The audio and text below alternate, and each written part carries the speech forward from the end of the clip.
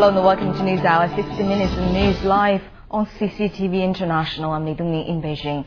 China has officially established its delegation for the upcoming Beijing Olympic Games, and the announcement was made on Friday morning.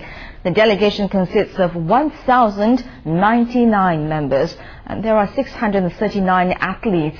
3/4 of these competitors are taking part in the Olympics for the first time. The average age is 24. The Chinese athletes will compete in all of the 28 Olympic sports. They will represent the largest Chinese delegation in the history of the Olympic Games. Well, what will the Chinese delegation wear for the opening ceremony of Beijing Olympics? Following 1.5 years of design and production, the cool, sporty outfits were unveiled on Thursday. Zheng Sui takes a closer look. The attire has been selected from more than 1,000 designs. Male athletes will wear yellow shirts, red blazers and ties with Olympic 5-ring patterns. The outfits for the women consist of yellow blazers, red stripes and scarves symbolizing lucky cloud. Bottoms, caps, belts and shoes are all white. The effect and the strong lights is the most important.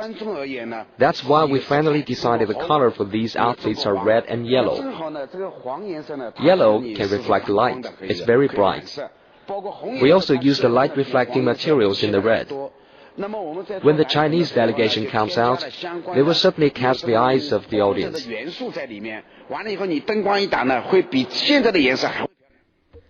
This deep blue suit is for referees in the delegation. Considering the heat in August, all of these outfits have been designed with comfort in mind. Zheng Sui, CCTV. The United States Olympic basketball team have held an open training session in Las Vegas. They arrived in Sin City on Wednesday to prepare for the Summer Olympic Games, which are now just 2 weeks away. The 12-member team began its training camp on Monday. Well, despite the high NBA paychecks and often inflated egos, each member says they are committed to a team concept vital to compete in an increasingly competitive international climate. The team includes 4 players: LeBron James, Carmelo Anthony, Dwayne Wade and Carlos Boozer, who played on the 2004 Olympic team and came away with a bronze medal. And this year's team has a loftier goal. They are hoping to win America's 13th gold medal. They face Canada in an exhibition game before heading to Macau and Shanghai for further pre-Olympic tune-up. Well, the traditional Chinese martial art Wushu will be part of the Olympics for the first time this summer in Beijing. The International Olympic Committee has listed as a special event. Athletes from around the world have been preparing for the event. Li Xiang takes a look at the story of a Wushu enthusiast from the United States. Rachel Markley is a member of the U.S. martial arts team for the upcoming Beijing Olympics. She's been practicing martial arts for over 10 years. Markley says the sport has become an inseparable part of her life. It helped me in studying. What I learned in Wushu give me discipline to study and make new friends, and Wushu has brought a lot of positive impact in my life. The medals will not count toward the official Olympic medal tally because the sport has now been listed as an official event for the Games. However, Markley says something beyond glory is deeply rooted in Wushu. This is like the first time Wushu is really going to be presented to the world as a big event. So everybody's doing it, for Wushu and, to make sure everybody knows what it is. And so Wushu will be put out there and people will know what, it is. Markley is now the pride of her family. Her parents do everything they possibly can to help their daughter being well prepared for the big event. But Markley says her ultimate goal extends beyond the Olympics. She also dreams of becoming a Hollywood Kung Fu star in the future. Li Xiang, CCTV.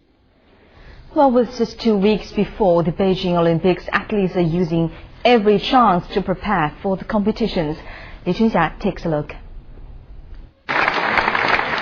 Competitors are packing up for the Olympic journeys.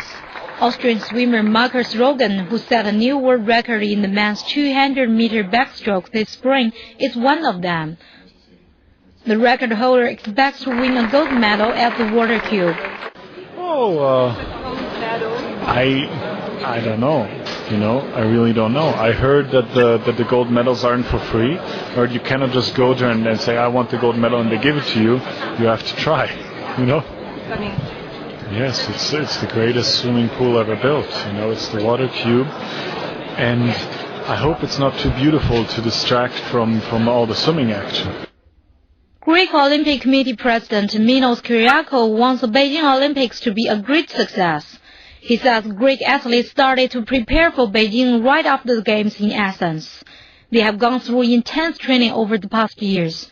Greece will send over 160 athletes to the Beijing Games, the biggest Olympic delegation it has ever sent abroad. Li Shunxia, CCTV.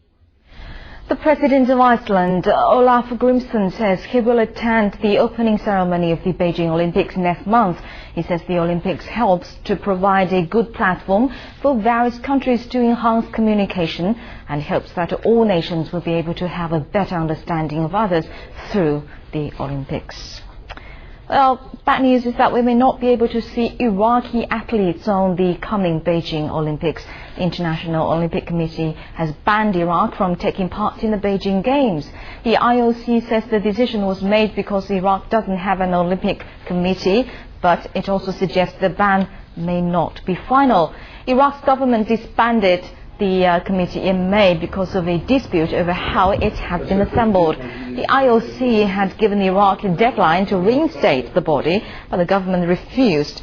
The Secretary General of Iraq's Olympics Committee expressed his disappointment with the IOC's decision. He said athletes scheduled to leave for Beijing next week are now in a state of despair, as the decision has ended their hopes. The Olympic torch relay began its run through Zhengzhou, the capital city of central China's Henan province, this morning. Henan is the fifth and final leg of the torch relay before the flame reaches Beijing. The relay started at the Henan Arts Center. The first torchbearer was Zhang Rongfang, a former captain of the national women's volleyball team. 208 torchbearers participated in a 7.6-kilometer run that covered the sports of interest, including a Shaolin temple and the Henan Museum. The relay ended at just past 10 a.m. at the International Conference Center, and the last torchbearer was Wu Jiangping from the Chinese Academy of Engineering, who lit the Olympic flame cauldron.